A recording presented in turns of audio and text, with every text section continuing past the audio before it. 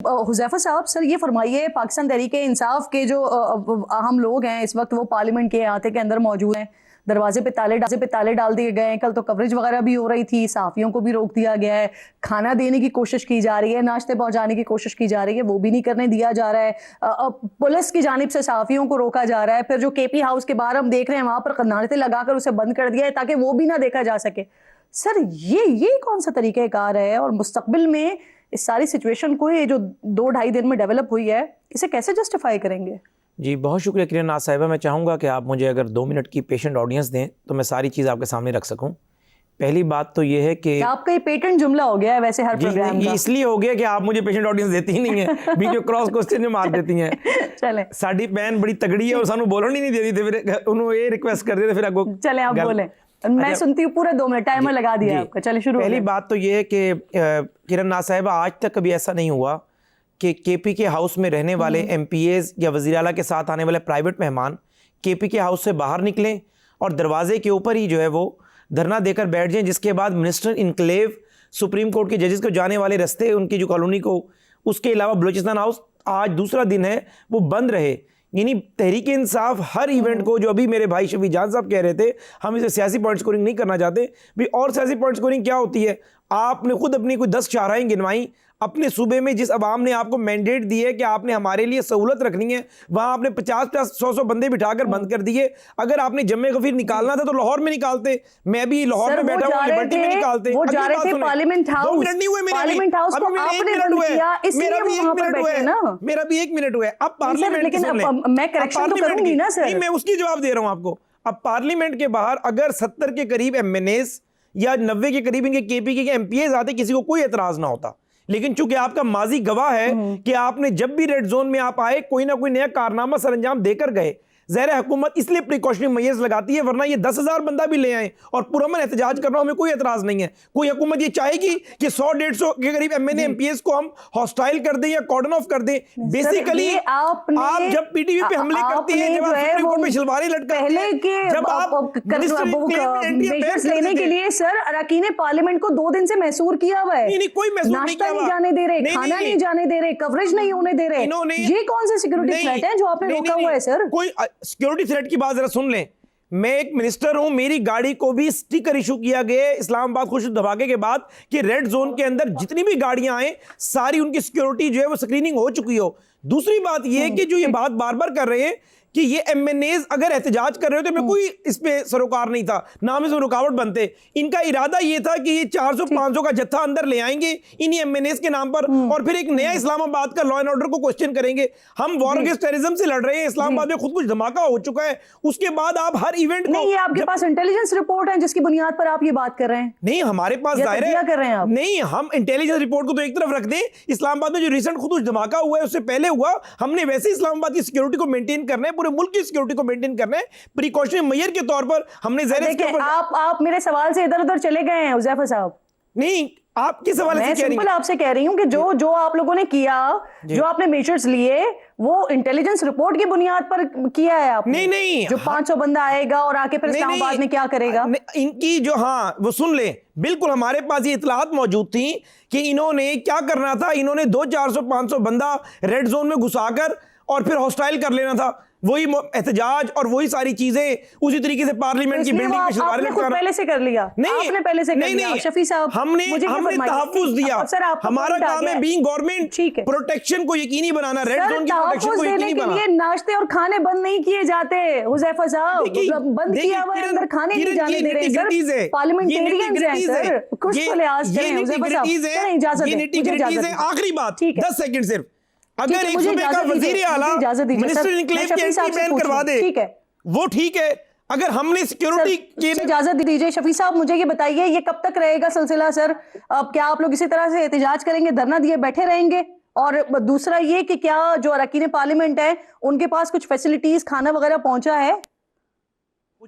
کرن صاحبہ بدترین امریت میں بھی ایسا نہیں ہوا جو آج ان کا رویہ ہے۔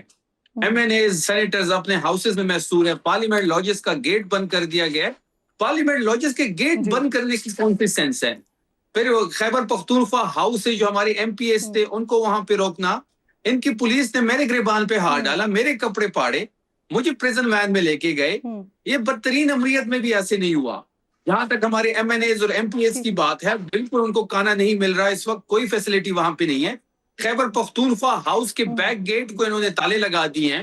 خیبر پختونخوا ہاؤس میں جو لوگ ہیں ان کے پاس بھی کھانے پینے کا جو سامان ہے وہ بڑا کم رہ گیا ہے. اس طرح بدترین امریت بھی نہیں ہوا. ان کو اتنا خوف ہے, اور دھرنا تب تک جاری رہے گا کرن صاحبہ جب تک ہمارا مطالبہ جو ہے کہ عمران خان صاحب کو شفا میں شفٹ کیا جائے, ان کے فیملی کے زیر نگرانی, اور ذاتی معالجین کا ایکسس دیا جائے, جب تک یہ دھرنا جاری رہے گا. بالکل ٹھیک ہے, اور پوائنٹ ٹیکن سر, بالکل ٹھیک, آپ کی بات آ گئی سر. آپ تو ایک تو یہ ذاتی معالجین کے حوالے سے بات کرنا چاہ رہے تھے, دوسرا مجھے یہ بتا دیجئے کہ یہ جو کچھ ہم پچھلے 2-2.5 دن سے دیکھ رہے ہیں پارلیمنٹ کے اندر, اراکین پارلیمنٹ ہیں وہ محصور ہوئے ہیں, دروازے بند ہیں, حکومت یہ بتا رہی ہے کہ 500-550 بندہ لے کر آ جاتے ہیں, اس وجہ سے ہم نے پہلے سے یہ کر لیا. اس طرح کی چیزیں پہلے کبھی دیکھی ہیں آپ نے؟ مارشل لاز کے دوران بھی نہیں دیکھی.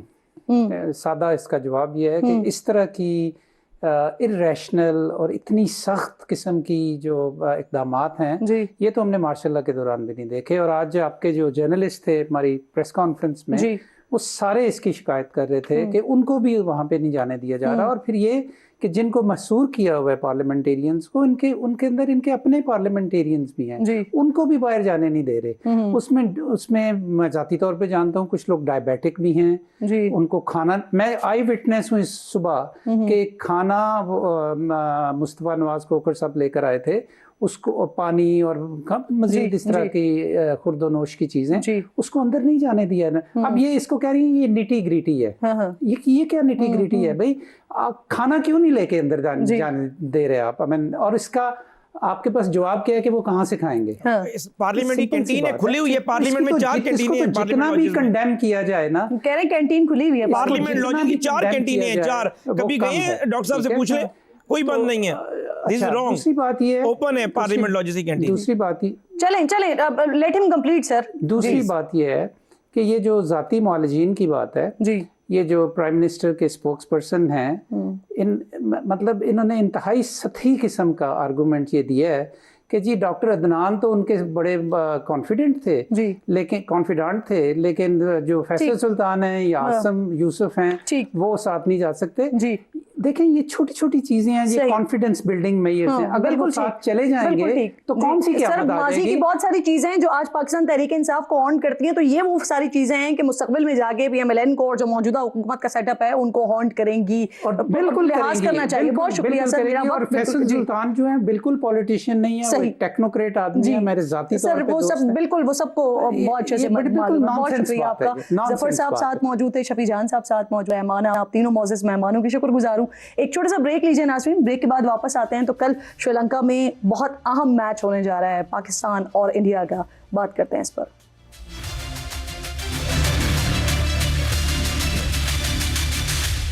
پروگرام میں ایک بار پھر آپ کو خوش آمدید کہوں گی. جماعت اسلامی نے صدر اسمبلی کے سامنے دھرنے کی کوشش کی ہے, اور اس کے بعد وہاں پر کہا یہ جا رہا ہے کارکنان کی جانب سے پتھراؤ کیا گیا ہے, پولیس کی جانب سے شیلنگ کی گئی ہے, 10 کارکن گرفتار بھی ہوئے ہیں, 3 اہلکار زخمی بھی ہوئے ہیں. جماعت اسلامی کیا مطالبات لے کر سندھ اسمبلی پر دھرنا دینا چاہ رہی تھی, اس پر بات کرنے کے لیے امیر جماعت اسلامی کراچی کے منم ظفر صاحب مجھے جوائن کریں. بہت شکریہ منم صاحب. سب سے پہلے ایک سچویشن بھی بتا دیجیے, اور دوسرا یہ بتا دیجیے کہ آپ کو پہلے ہی بتا دیا گیا تھا, حکومت کا موقف ہے کہ ریڈ زون میں داخلے کی اجازت نہیں ملے گی, اور آپ لوگ پھر بھی وہاں پر داخل ہونے کی کوشش کر رہے تھے. دیکھیے جی, پہلی بات تو یہ ہے کہ پیپلز پارٹی نے جس طرح فسطائیت کا, فاشزم کا مقابلہ کا جو ہے وہ کیا ہے, کا سلوک کیا ہے ہمارے لوگوں کے ساتھ, اہل کراچی کے ساتھ, جس طرح آنسو گیس کے شیل پھینکے گئے ہیں, اور جس طرح لوگوں کو تشدد کا نشانہ بنایا گیا ہے, اس کی ہم شدید مذمت کرتے ہیں.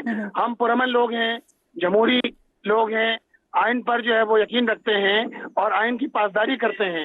یہ کیسا ظلم ہے کہ آپ احتجاج کرنے والے لوگوں کو, جو لوگ اپنے حق کے لیے احتجاج کر رہے ہوں, جو پانی مانگ رہے ہوں, جو بجلی مانگ رہے ہوں, جو روڈ انفراسٹرکچر مانگ رہے ہوں, جو بسیں مانگ رہے ہوں, جو بااختیار بلدیاتی نظام مانگ رہے ہوں, جو اپنے بچوں کے لیے تعلیم مانگ رہے ہوں, جو شہر کے مستقبل کے لیے نکلے ہوں, جو جینے کا حق مانگ رہے ہوں, آپ نے ان کے ساتھ یہ سلوک کیا کہ آنسو گیس کی شیلنگ کی گئی اور لوگوں پر تشدد کیا گیا, 10 لوگوں کو گرفتار کیا گیا.